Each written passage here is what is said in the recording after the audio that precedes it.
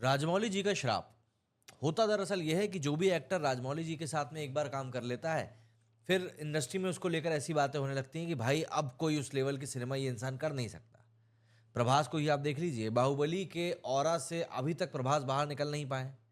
ऐसे ही आरआरआर के बाद में रामचरण का भी थोड़ा बहुत ऊपर नीचे चल रहा है। लेकिन अपने करियर में इंडियन सिनेमा को एक से बढ़कर एक ग्रैंड फिल्म देते आ रहे डायरेक्टर शंकर एक मामले में जादूगर शंकर से कम नहीं है। दरअसल उनके पास हर एक मूवमेंट के लिए एक नई ट्रिक होती है और उनकी इन ट्रिक्स ने रामचरण की स्टारर गेम चेंजर को कई बड़े रंगीन, ग्रैंड और वाव लगने वाले मूवमेंट्स दे दिए हैं। तो ऐसे माना जा रहा है कि शंकर की इस मूवी से रामचरण की 6 साल बाद जो बड़े पर्दे पर एक सोलो फिल्म की वापसी के साथ वापसी हो रही है, उसमें रामचरण का कुछ ना कुछ अच्छा बेहतर हो सकता है। दरअसल एस एस राजमौली की ऑस्कर विनर आरआरआर और अपने पिता की फिल्म आचार्य में लंबे कैमियो से पहले वो आखिरी बार 2019 में रिलीज हुई फिल्म विनय विधेय राम में सोलो हीरो के तौर पर नजर आए थे। और आखिरी बार जब वो अकेले हीरो थे, तब उनके साथ लीड एक्ट्रेस कियारा आडवाणी थी, जो कि गेम चेंजर में भी उनके साथ दिखाई देने वाली है। स्क्रीन पर दोनों साथ में एक खूबसूरत जोड़ी बनाते हैं। लेकिन गेम चेंजर शंकर की सिग्नेचर कमर्शियल स्टाइल की फिल्म है और ऐसी फिल्मों में सारा का सारा वजन और फोकस सिर्फ हीरो पर ही होता है। और इस मूवी में रामचरण आपको फोकस पकड़कर बैठे हुए दिखाई देंगे। लेकिन सवाल ये उठता है कि क्या एक कंप्लीट पैकेज के तौर पर गेम चेंजर ध्यान बांध पाई है पब्लिक का? देखिए, गेम को चेंज करने वाले रामचरण के बारे में अगर हम लोग बात करें, तो रामनंदन मतलब कि रामचरण तमाम कमर्शियल फिल्मों की तरह अपने विस्फोटक गुस्से को मैनेज करने में नाकाम है। लेकिन नियत और नैतिकता का साफ लड़का है, जो कि कुछ गलत होते देख नहीं पाता। वहीं दीपिका मतलब कि कियारा आडवाणी उसकी लव इंटरेस्ट है, जिसका काम हर मसाला फिल्म की तरह हीरो की एनर्जी को सही डायरेक्शन देना है। राम पढ़ाई करके पहले आईपीएस और फिर आईएएस बनता है। जाहिर सी बात है, यहाँ पे आपको अन्नामलई जी की याद आ सकती है।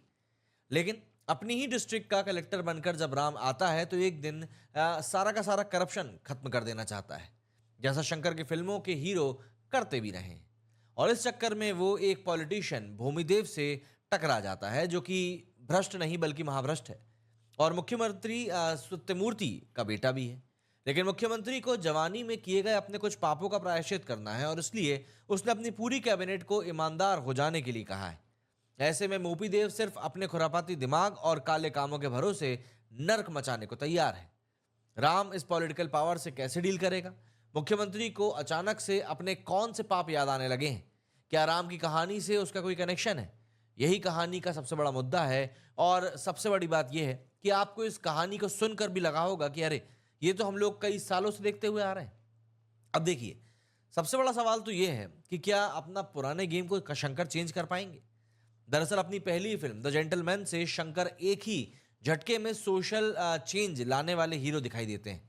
यह सिलसिला फिल्म इंडियन, नायक और शिवाजी द बॉस जैसी फिल्मों में भी चलता रहा। इस बार शंकर का फोकस सरकारी तंत्र का इस्तेमाल करने वाली चुनावी पॉलिटिक्स पर है। कहानी का मेन कॉन्फ्लिक्ट इसी बात पर है कि मुख्यमंत्री की कुर्सी पर बैठने का सपना बचपन से देख रहा एक पॉलिटिशियन कितने लेवल पर चुनावों और वोटिंग प्रोसेस को बिगाड़ने के लिए तैयार है। फिल्म का हीरो लगातार इस चैलेंज से लड़ता जा रहा है। वहीं एक एंगल लेगेसी पॉलिटिक्स बनाम जनता का नेता वाला भी है। लेकिन ये सब कुछ फिल्म के सेकंड हाफ में आता है, जहां एक बेहतरीन फ्लैशबैक स्टोरी भी है, जो कि कहानी की जान कहूं तो गलत नहीं होगा। इस हिस्से में रामचरण और एक्ट्रेस अंजलि का काम बहुत दमदार है। मगर ये सेकंड हाफ ही वो हिस्सा है जहां फिल्म बहुत ज्यादा खिंची खिंची सी भी महसूस होती है, क्योंकि बहुत सारे एलिमेंट्स हीरो की नैतिकता के हिसाब से ही फिट नहीं बैठते। इसी हिस्से में जारामंडी गाना है, जिसकी पिक्चराइजेशन काफी ज्यादा इंटरेस्टिंग है, लेकिन कोरियोग्राफी काफी ज्यादा अजीब है। वहीं लोकतंत्र के उस्तव यानी चुनाव की वोटिंग प्रोसेस की ईमानदारी बचाने वाला हीरो एक जगह लोगों को कह रहा है कि इस बार भ्रष्ट नेताओं से वोट के बदले मिलने वाले नोट और ज्यादा लें, ताकि वो पूरी तरीके से खाली हो जाएं। फिल्म में कुछ और भी जगह हैं जिन्हें जिन चीज़ों को थोड़ा सा कुछ ज़्यादा ही ओवर द टॉप दिखा दिया गया है। स्टोरी टेलिंग अपने कंफर्ट के तरीके से हीरो को अचानक से इलेक्शन कमिश्नर बना देती है, तो फिर भी मतलब एक तरीके से आप पचा सकते हैं। लेकिन विलेन को पीछे छोड़ने के लिए वो काउंटिंग ऑफिसर से गड़बड़ियां करवाने को तैयार है। ये थोड़ा सा आपको मतलब चौंका सकता है। स्क्रीन प्ले में इस तरह की चीज़ें फिल्म के फ्लो से ज़्यादा ध्यान चीज़ों के रियल प्रोसेस की तरफ खींचने लगती हैं। ऐसे में ना सिर्फ अपना अविश्वास मतलब ट्रस्ट आपको साइड में रखकर फिल्म एंजॉय करना आपके लिए मुश्किल हो जाता है, बल्कि फिल्म के हीरो का कद भी आपके लिए थोड़ा बहुत कम होने लगता है। ऊपर से दिक्कत यह है कि हीरो और विलन में एक दूसरे को पछाड़ने की रेस ज़्यादा ही लंबी सी खिंच जाती है और क्लाइमैक्स के लिए इंतजार लगातार लंबा होता चला जाता है। मगर फिल्म का फर्स्ट हाफ शंकर का सिग्नेचर सिनेमा है। उन्होंने गेम चेंजर के प्रमोशन के दौरान एक इंटरव्यू में कहा भी था कि रील्स ने लोगों का अटेंशन स्पैन बहुत कम कर दिया है, इसलिए उन्होंने ऐसी फिल्म बनाई है जो इस अटेंशन स्पैन के हिसाब से चलेगी। एक दर्शक के तौर पर बात गेम चेंजर से थोड़ा सतर्क कर देने वाली चीज़ थी, लेकिन फिल्म का फर्स्ट हाफ असल में बहुत ज़्यादा दिलचस्प है।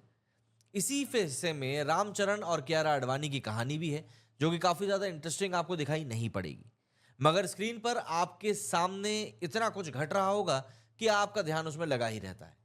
इस लव स्टोरी का पूरा पॉइंट यह है कि इतिहास में ये पहला लड़का है जो गर्लफ्रेंड से मिलने के लिए सरकारी परमिशन लेकर जाता है। स्क्रीन पर कलर्स काफ़ी ज़्यादा दिखाई दिए हैं, गाने के गानों में जो विजुअल्स हैं वो बहुत ज़्यादा इनोवेटिव से हैं। एक लिमिट के बाद आपका ध्यान तोड़ने भी लगते हैं और लगातार मूव हो रहा कैमरा असल में कहानी को हेल्प ही करता है। हर सीन में कई कई एंगल से शॉट्स हैं और फिल्म बहुत तेजी से निकलती है। मतलब कुल मिलाकर शंकर हर 5 मिनट में जादूगर शंकर की तरह आपको एक नई ट्रिक दिखाने लगते हैं। कहानी के सीरियस होने का पहला एहसास ही इंटरवल के ठीक पहले वाले सीक्वेंस में हो जाता है, जो काफ़ी ज़्यादा दिलचस्प भी है। अगर मैं एक्टिंग परफॉर्मेंस की बात करूं तो देखिए, रामचरण का काम गेम चेंजर की जान है। फ्लैशबैक सीक्वेंस में उनका ये काम बहुत दमदार लगा है। ये हिस्सा इतना दमदार है जो पूरी फिल्म के उनके ही काम पर भारी है। हालांकि रामनंदन के रोल में भी उनका अंदाज काफ़ी दमदार है। शंकर के हीरो के रोल में सबसे महत्वपूर्ण काम होता है अपने स्वैग का स्केल बहुत हाई रखना, ताकि उनकी ट्रिक्स को आप भरोसे में लेकर स्क्रीन पर एंजॉय कर सकें। इस काम में रामचरण पूरे पूरे खरे उतरे हैं। कियारा के हिस्से सुंदर और चार्मिंग लगने का काम था, जो कि वो नेचुरली है ही सही। तो कमर्शियल मसाला फिल्म के विलन को एक अतरंगी तरीके से जनता के सामने एंटरटेन करना पड़ता है, जो काफ़ी ज़्यादा पेचीदा काम भी है। लेकिन एस जे सूर्या ने इस रोल में कमाल किया है। उनकी बॉडी लैंग्वेज, आंखें और चाल ढाल आपका ध्यान खींचे रखती हैं, भले ही उनकी आवाज़ आपको हिंदी डबिंग में कहीं कहीं अजीब सी लगे। वहीं साइड सत्या के रोल में सुनील की कॉमेडी कुछ एक जगहों पर मजेदार है और ब्रह्मानंद का कैमियो भी हंसी का एक अच्छा खासा डोज तैयार करके आपके सामने देगा ही। कुल मिलाकर गेम चेंजर पुराने मसाले को नए चमचमाते पैकेट में बेचने की एक ट्रिक मात्र है और ट्रिक्स दिखाने में शंकर पुराने उस्ताद माने जाते हैं। ये सब जानते हैं। ये आपको तय करना है कि केवल आपको ट्रिक्स के भरोसे एक मूवी को देखना है या फिर एक पावरफुल पॉलिटिशियन और ईमानदार ऑफिसर का जो एवरेज फेस ऑफ 3.25 घंटे का है, आप उसको देख पाएंगे या नहीं, ये आपको डिसाइड करना है।